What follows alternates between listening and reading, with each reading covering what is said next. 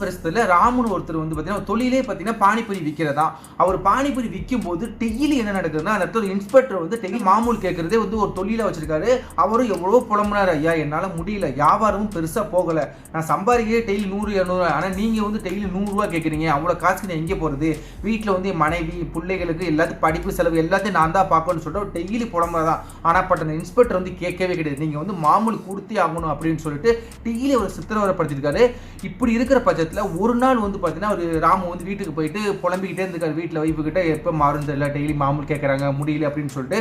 இன்னொரு நாள் வந்து பார்த்தீங்கன்னா அவனுக்கு ஒரு மகன் பேர் தீபக் வந்து பார்த்தீங்கன்னா நல்லா படிக்கிற பையன், கொஞ்சம் கூட ஹெல்ப்புக்கு வர முடியுமா பானிபூரி விற்கிறதுக்கு, ஏன் அப்படின்னா ஒரு கண்காட்சி நடக்குது, நிறைய வியாபாரம் ஓடும், நீ வந்தேன்னா கொஞ்சம் நல்லா இருக்கும், கூடவே அந்த இன்ஸ்பெக்டருக்கு உங்கள் கேட்குற மாமூலை கொடுத்துடலாம் அப்படின்னு சொல்லிட்டு ஒரு சந்தோஷத்தோட சரின்னு சொல்லிட்டு மைனையும் கூட்டிகிட்டு ஒரு பானிபூரி விற்கிற இடத்துக்கு போகிறாரு.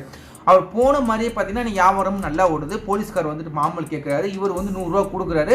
உடனே இன்ஸ்பெக்டர் வந்து 100 ரூபா கொடுக்குறியா, என்ன பிச்சைக்காரன் நினச்சியா, நீ மொத்தமாக எவ்வளோ நாள் கண்டினியூ ஒரு 7-8 நாள் மாமூலே கொடுக்கல, மொத்தமாக சேர்த்து நீ 1000 ரூபா வரைக்கும் மாமூல் கொடுக்கணும் அப்படின்னு சொல்லிட்டு கேட்குறாரு.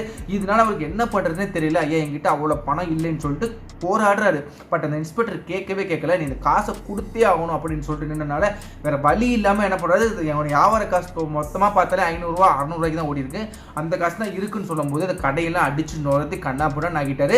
இந்த ஒரு கஷ்டத்தோட பார்த்தீங்கன்னா இருக்கிற காசை கொடுத்துட்டு வந்து வீட்டில் வந்து ஒரு ராமு படுக்கிறாரு. படுக்கும்போது வீட்டில் ஃபுல்லாக சோகமாக இருக்குது. தீபக் நாள் போன அன்னைக்கு இவ்வளோ அப்பா கஷ்டப்படுறாங்களான்னு சொல்லிட்டு அன்னைக்கு இந்த மைண்டில் வந்து ஒரு பைத்தியம் முடிச்ச மாதிரி ஆயிடுச்சு. நம்ம எப்படியாவது கஷ்டப்பட்டு நல்லா படிக்கணும், படித்தா மட்டும்தான் இவங்கள மாதிரி ஆளுக்கிட்ட இருந்து தப்பிக்க முடியும், இல்லாட்டா நம்மள மாதிரி ஒரு கூலி ஆளுகளை வந்து டெய்லி அடிமைப்படுத்துவாங்க அப்படின்னு அவனுக்கு அன்னைக்கு அப்போ புரியுது. பட் அவங்க அப்பா நைட்டு தூங்குறாங்க. தூங்கிட்டு காலையில் எந்திரிச்சு பார்க்கும்போது பார்த்தீங்கன்னா அவங்க அப்பா எந்த ஒரு அசைவுமே இல்லாமல் இருக்காங்க. தீபக் எவ்வளவோ எழுப்பி ட்ரை பண்ணுறாங்க, அவங்க மனைவி வந்து ட்ரை பண்ணுறாங்க, ஃபைனலாக அவங்க அப்பா எந்திரிக்கவே இல்லை. அதுக்கப்புறம் தான் அவனுக்கு ஒரு விஷயம் தெரியுது, எஸ் அவங்க அப்பா வந்து இறந்துட்டாங்க அப்படின்னு சொல்லிட்டு. இந்த கஷ்டம் தாங்க முடியாமல் அவங்கள அப்பா இறந்த துக்கத்தில் இதுக்கு அந்த இன்ஸ்பெக்டரை எப்படியாவது பழி வாங்கி ஆகணும், இதுக்கு வந்து நம்ம ஒரு பாடம் புகழ்த்தி ஆகணும்னு சொல்லிட்டு தீபக் அன்னைக்கு அப்போ அந்த நிலைமையில வந்து பார்த்தீங்கன்னா முடிவு பண்ணுறான். இதனால என்ன பண்ணுறான், தீபக் ரொம்ப கஷ்டப்பட்டு படிக்கிறான். ஒரு 10th 12th எல்லாமே கஷ்டப்பட்டு படிச்சுட்டு காலேஜ் எல்லாமே முடிக்கிறான். முடிச்சதுக்கப்புறம் நம்ம வந்து இன்ஸ்பெக்டருக்கு பாடம் சொல்லி கொடுக்கணும்னா கண்டிப்பாக அதுக்கு மேலே ஒரு பதவிக்கு போனால் தான் முடியும் அப்படின்னு சொல்லிட்டு தீபக் அப்போ முடிவு பண்ணுறான். அதனால என்ன பண்ணுறான்னா அவங்க அம்மா கிட்ட ஹெல்ப் கேட்குறான். அவங்க அம்மா என்ன பண்ணுறாங்கன்னா தனக்குள்ளே இருக்கிற ஆண்ட பாதி இடத்த விற்று அவனை வந்து தீபக் வந்து படிக்க வைக்கிறாங்க.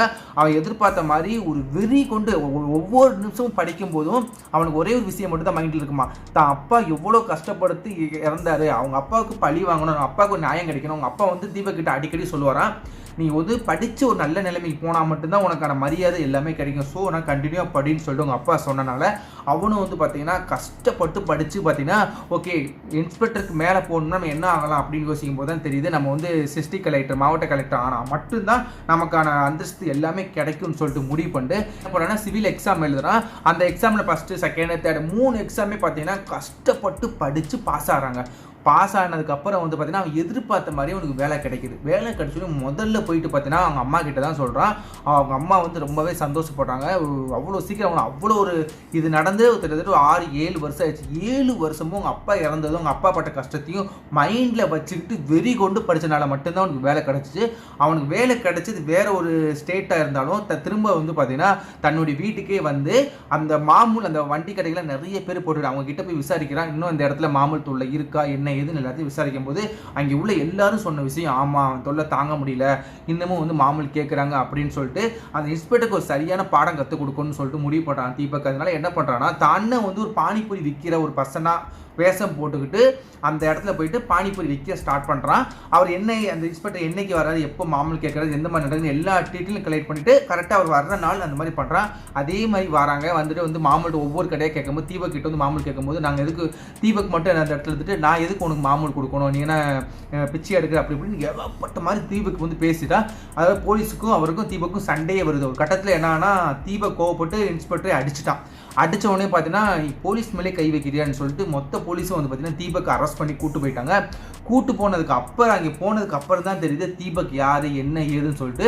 நான் அப்போ தான் ஒரு கலெக்டர் அப்படின்னு எல்லாம் தெரியுது. தெரிஞ்சதுக்கு அப்புறம் பார்த்தீங்கன்னா அந்த இன்ஸ்பெக்டர் வந்து ஐயா நான் தெரியாமல் பண்ணிட்டேன், தயவு செய்து நீ மன்னிச்சிருங்க, இதுக்கப்புறம் யார்கிட்டையும் மாமூல் எப்பவுமே நான் வாங்க மாட்டேன்னு சொல்லிட்டு கதறி அழுகிற அந்த இன்ஸ்பெக்டர். அதுக்கப்புறம் வந்து பார்த்தீங்கன்னா தீபக் வந்து அவங்க அப்பா இறக்கும்போது இறந்தபோது பல இடங்கள் இப்போ பழி வாங்கணும் இறக்கணும் அப்படின்னு சொல்லிட்டு பல விஷயம் கொடூரமாக மைண்டில் வந்து ஓடிக்கிட்டு இருந்திருக்கு. பட் தீபக் என்ன சொன்னான்னா, நான் பழி வாங்கணும் அப்படி இப்படி நினச்சேன். பட் காலப்போக்கில் அது எல்லாமே என் மைண்ட்லேருந்து கம்ப்ளீட்டாக போயிடுச்சு. எனக்கு இப்போ என்னெல்லாம் என்னுடைய லட்சியம் என்னுடைய வெறி. ஒருத்தர் பழி வாங்கணும்னு சொல்லிட்டு நம்மளுடைய ஒரு அவமானத்துலேருந்து வெளியே வரணும்னா படித்து நல்ல ஒரு வேலைக்கு கடந்தா போனால் மட்டும்தான் முடியும்னு சொல்லிட்டு ஒரு நம்பிக்கையில் நான் படித்தால இன்றைக்கி இந்த இடத்துல இருக்கேன். உன்னை என்னை பழி வாங்க கிடையாது. ஆனால் இதுக்கப்புறம் நீ யாருக்கும் இந்த மாதிரி துரோகம் பண்ணக்கூடாதுன்னு சொல்லிட்டு இன்ஸ்பெக்டரோட வேலையை வந்து பார்த்தீங்கன்னா டிஸ்மிஸ் பண்ணிட்டு அவர் வேலையை மட்டும் விட்டுட்டு இது கைஸ் ஓகே அவ்வளோதான். இதனால உங்களுக்கு என்ன தோணுது அப்படின்னு சொல்லிட்டு கமெண்ட் பண்ணுங்கள். என்றைக்குமே வந்து ஒரு விஷயம் நம்ம வாழ்க்கையில் நடக்கிற சில விஷயங்கள் அவமானம் இந்த மாதிரி பட்டா மட்டும்தான் நம்ம முன்னேற்றுமா அப்படின்னு கிடையாது. நம்ம கஷ்டப்படாமல் ஒரு இதுவுமே பண்ணாமல் படிக்காமல் எக்ஸ்ட்ரா ஒரு விஷயத்தில் வந்து ஆக்டிவாகவே இல்லாமல் ஜாலியாக இருந்தோம்னு வைங்களேன், பின்னாடி ஒவ்வொரு விஷயத்துக்கும் நம்ம பார்த்தீங்கன்னா அசிங்கம் அண்ட் அவமானம் பட்டுக்கிட்டே இருக்கணும். அவ்வளோதான் கைஸ், இந்த வீடியோ நான் இந்த வீடியோ முடிச்சுக்கிறேன். வீடியோ பிடிச்சிருந்துச்சு அப்படின்னா இந்த உத்தரப்பிரதேசத்தில் நடந்த இந்த சம்பவம் உங்களுக்கு பிடிச்சிருக்கு அப்படின்னா உங்களுக்கு கருத்தை கமெண்ட் லீவ் பண்ணுங்கள். தீபகை பற்றி நீங்கள் என்ன நினைக்கிறீங்க அப்படின்னு சொல்லிட்டு அதையும் உங்களுக்கு கருத்தை வந்து கமெண்ட் லீவ் பண்ணுங்கள். இந்த மாதிரி நாளைக்கு ஒரு நல்ல வீடியோவில் பார்க்குறேன். நான் அது வரைக்கும் வீடியோ பெறுவது நான் உங்கள் ஆனந்தன். இந்த மாதிரி நிறைய வீடியோஸ் பார்க்கணும் நம்ம சேனல் அப்படின்னா ப்ளீஸ் நம்ம சேனலை போய் மறக்காமல் சப்ஸ்கிரைப் பண்ணுங்கள் கைஸ். தேங்க்யூ.